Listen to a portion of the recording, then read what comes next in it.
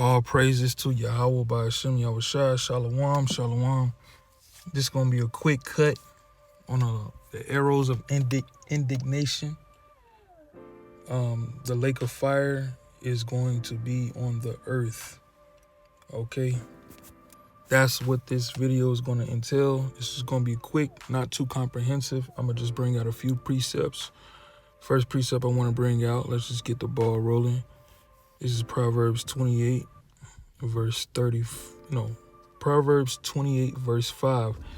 It says, evil men understand not judgment, but they that seek Yahawah, BAHASHAM, YAHAWASHI, understand all things. All right, so a lot of people don't understand the judgments of the Lord. You know, he judges on earth, okay? But if you continually seek out the Lord, you'll figure out his judgments, how he judges. You know, he uses the teeth of beasts. You know, he uses the elements on the earth to judge the people. Like he's used water. He's used water to flood the earth to judge the people. And likewise, he's going to use fire in the second death. The first death was the flood. The second death is the lake of fire, okay? And that is the way he's going to judge the earth. Specifically, Babylon the Great, which is America, is going to be destroyed with nuclear missiles, nuclear fire, you know, and it's never going to be inhabitable again. All right. So how do we know that it's going to be on the earth? There's many scriptures. All you got to do is just read in the context and pay attention. All right. Let's go over to Luke. Luke 12, verse 49. All right, it says, this is Yahawashi. He's talking. He said, I am come to send fire on the earth, and what will I if it be already kindled? All right, so this is the judgment that's going to happen in the earth, and this has been prophesied all the way back in the Old Testament, so-called, right?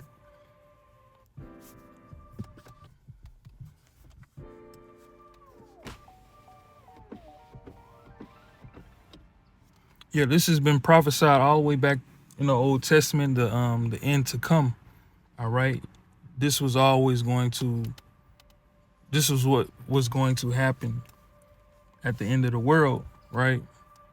The second death, the day of the Lord, the great judgment, this great and terrible day. All right, so let's go over to the Old Testament since we're speaking on it. And Joel, let's go to Joel, YAHWAH, chapter 1, verse 15. First, let me read 15. It says, alas, for the day of Yahawah is at hand, and as a destruction from the Almighty shall it come. Okay, so this is talking about the day of the Lord, and destruction is coming. All right, we go down to verse number 19. It says, O Yahawah, to thee will I cry, for the fire hath devoured the pastures of the wilderness, and the flame hath burned all the trees of the field. It says, the beasts of the field cry also unto thee, for the rivers of waters are dried up, and the fire hath devoured the pastures of the wilderness. Okay, so how are the waters going to just be dried up? It's going to take a lot of fire to dry up beds of water. Okay, it's going to take a lot of water. I mean, it's going to take a lot of fire just to dry up lakes, rivers, And, you know, all of these are going to be dried up based on the destruction of the nuclear missiles that fire is going to devour everything on this land and turn it into a desert. So that's what this is talking about. All right, so let's go to Joel 2. Joel 2 is a heavy book, you know, on the day of the Lord. All right, this is Joel 2. I'm gonna start at 30. Let me just get straight to the point. The day of the Lord. It says, and I will shew wonders in the heavens and in the earth, blood and fire and pillars of smoke. Okay, so this is the day of the Lord is on the earth. The judgment is going to be on the earth, where you can feel pain, where your soul and your body is in the same place. Okay. All right, it says, and I will show wonders in the heavens and in the earth. So this is going to be where you can see, you know, he's going to show you wonders in the heavens and the earth. You're going to be able to see this. You're going to be able to see people being destroyed. It says, and in the earth, blood and fire and pillars of smoke. So if there's fire, there's going to be smoke, obviously. Fire is going to cover the sky, right? It's going to change the climate. It's going to be a nuclear climate change, right? The sun shall be turned into darkness and the moon into blood before the great and the terrible day of the Lord come. All right. All right, moving on. Let's go to 2 Peter's.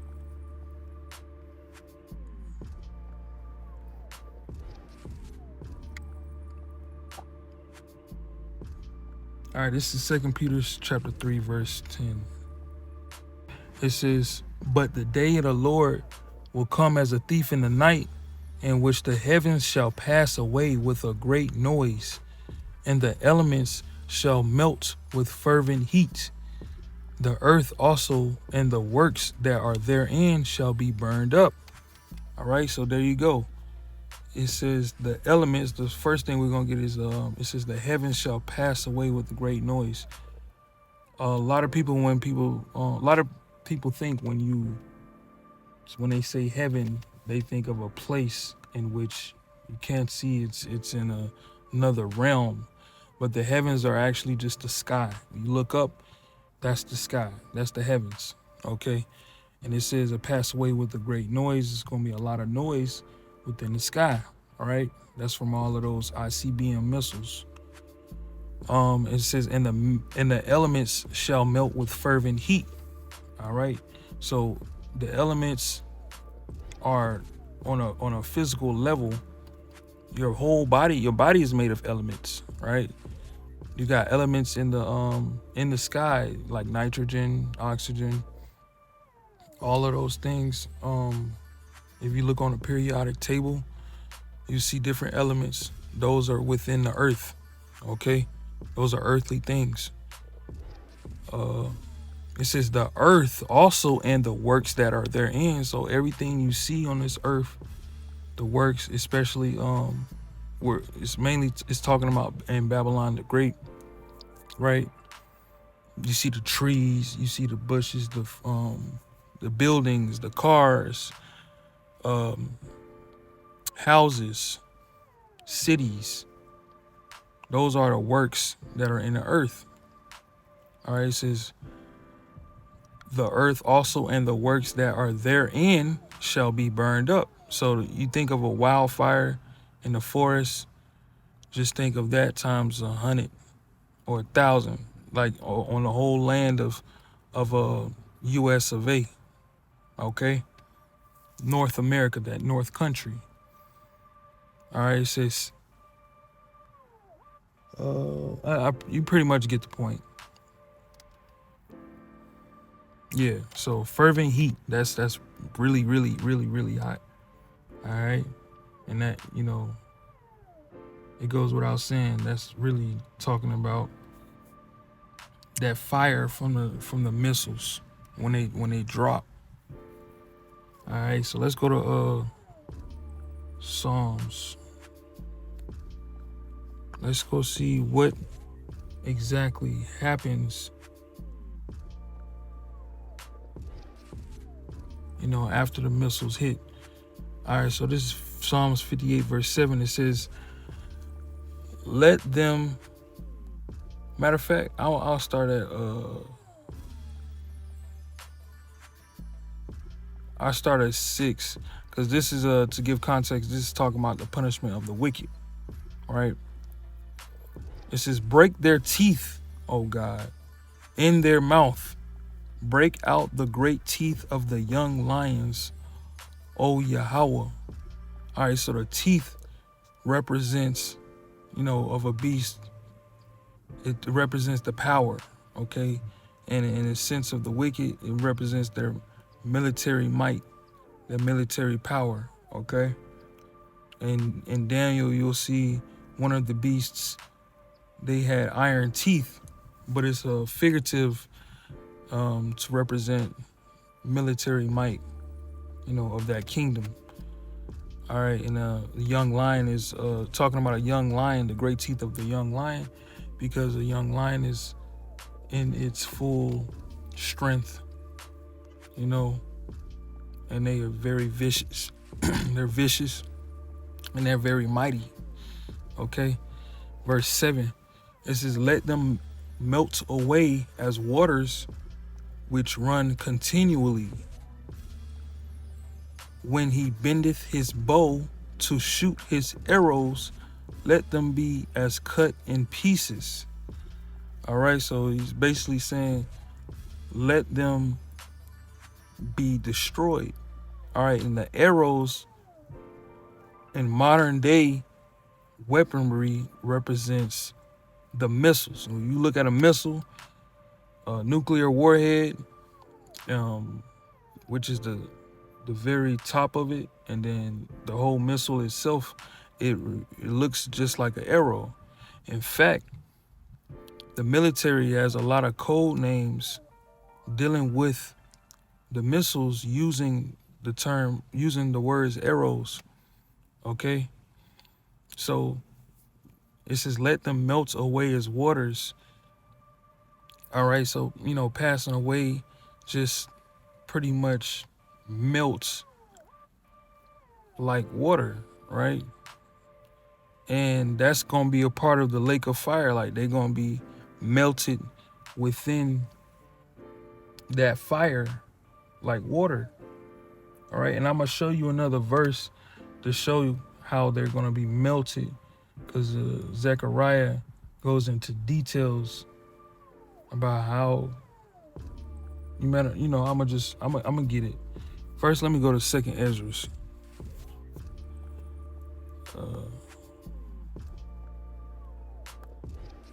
I'm gonna get it though. I don't want to get too ahead of myself. I just want to do this in a decently and in order. This 2nd Ezra 16, starting at verse 13. It says, for strong is his right hand that bendeth the bow. His arrows that he shooteth are sharp, and shall not miss when they begin to be shot into the ends of the world. All right. It says, behold, the plagues are sent and shall not return again until they come upon the earth. So this is speaking, as you can see, that bow, because these weapons, these nuclear missiles, right? These are the works of the Lord. He works in the kingdom of man. Like he gave them, you know, the mindset to fulfill his will, right? Because this is a part of the judgment. So they created these weapons of mass destruction, right? But really it was the Lord who put into the minds and sealed up the instructions to these men to how to do all of this science and nuclear fission and things of that nature. You know, you got he works on the minds like Oppenheimer to get them to make these weapons of, you know, mass destruction on a very, very high level. All right. So when it says, for strong is his right hand that bendeth the bow, his arrows that he shooteth are sharp, and he shall not miss. Speaking of those weapons, it says, and when they begin to be shot into the ends of the world.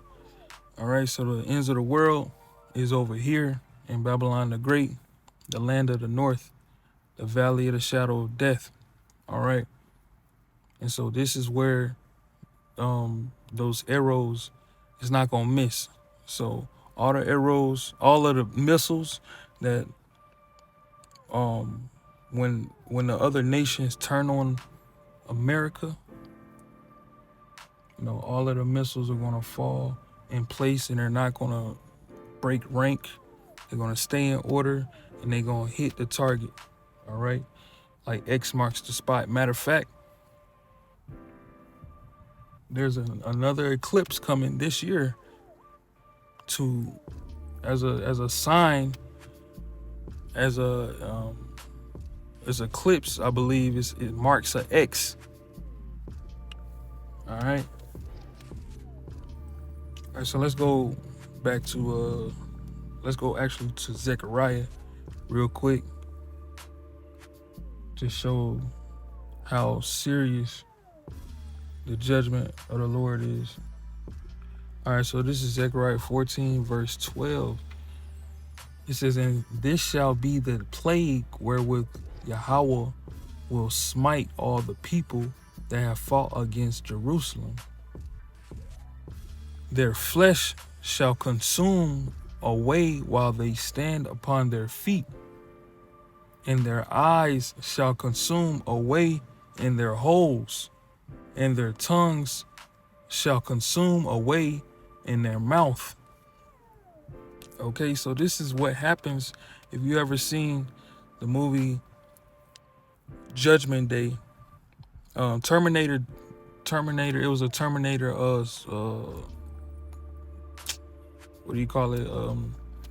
Installment, one of the Terminator installments, the movie, where they had a missile hit the city, and she was at the gate, and she was still standing, but like that nuclear wind and that fire, it fanned all the way out, and she was still standing, and turned her into pretty much a skeleton, but you can see her eyes, they melted. So it's showing that you're gonna melt away like waters. It says their eyes shall consume away in their holes. It's gonna be that hot in which, your body is made of water, right? And if the missiles is gonna dry up the rivers and the waters, the lakes, just think of all of these extremities on your body that are made like very soft and malleable, like your eyes and your tongue. They are very, what do you call it? Those are like your mucosas. That's where you secrete like a lot of mucus, but they're very soft organs, I'll say that. And you can imagine that if a fire is that hot, then it'll just melt out your tongue and melt out your eyes. Then and while you standing on your feet, while you just still standing there, that's talking about that nuclear wind of destruction when it hits, and wherever vicinity certain people are in, it's just gonna completely wipe them out. But it's giving more of a detail in this verse, how devastating the impact is going to be. And there's no other explanation that you can give unless you mention nuclear missiles, right? Nuclear fire that can do this. So this was a future prophecy a plague. This is the plague that was prophesied to smite the people, right? The end of the world. All right, I'm gonna get maybe 2 more verses, and then I'm gonna close it out. All right, so this is Psalms chapter 7, verse 12. It says, "If he turn not, he will whet his sword. He hath bent his bow and made it ready. He hath also prepared for him the instruments of death. He ordaineth his arrows against the persecutors." All right, so the Most High, he is in control, and he has, like I said, created the smith to create these instruments of death. All right. And so that bow, you know, a bow holds arrows, right? So these are his weapons for his judgment. Okay, this is how he's going to destroy all the wicked. Okay, like it said in verse 11, it says, "God judgeth the righteous, and God is angry with the wicked every day." All right, so this judgment is prepared for the wicked in that day in Babylon the Great, just to show you that the Most High, he works on the minds of the people to create these things. All right, it says Isaiah 54 this is Isaiah 54 verse 16. It says, "Behold, I have created the smith that bloweth the coals in the fire, and that bringeth forth an instrument for his work. And I have created the waster to destroy." All right, so this is all physical things that have to be done in order for it to be physically be done on earth. All right, so that lake of fire, the second death, is going to be on earth. He has created scientists to learn nuclear, that has nuclear understanding, nuclear knowledge, dealing with hydrogen and all these different elements and reactors.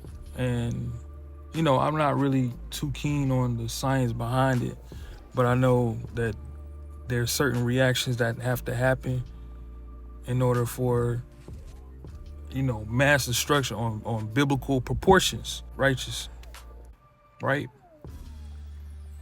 All right, so this is the lake of fire created by the nuclear missiles. Hopefully you can understand, hopefully you can see, and I pray that this was edifying. Lord willing, stay tuned. All praises to Yahawah, BAHASHAM, YAHAWASHI, Shalom.